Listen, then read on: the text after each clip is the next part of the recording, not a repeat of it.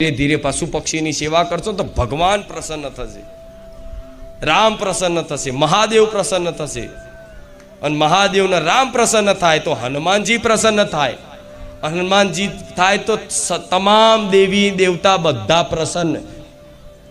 જે પશુ પક્ષીઓની સેવા કરતું હશે. કરો છો ને? ચાલુ કરીએ છીએ હજુ તો. હા, તો તમારે જો સેવા માટે કંઈ ના હોય તો છે ને 100 રૂપિયા હોય ને 100 રૂપિયા, તો 100 રૂપિયામાંથી 10 રૂપિયા કાઢો. 10 રૂપિયા કહું છું. કેવું? 10 રૂપિયા. હું નહીં કહેતી 100 રૂપિયા. અને 100 રૂપિયા ભાગ્ય કોઈક વિરલો જ હોય 100 રૂપિયા વાપરી શકે. અને જેના આમાં છૂટતા થઈ ગયા, અને એ તે ધન પાછું કહું, એ ધન સેવાનું ધન જે પશુ પક્ષીઓને ખવડાવો છો. આ સત્ય કહીશ. આ વાત મતલબ દરેકને લાગુ પડે. કલ્યાણ ઈચ્છું છું, તમારું ભલું ઈચ્છું છું ને, એટલે હું બોલું છું આટલું.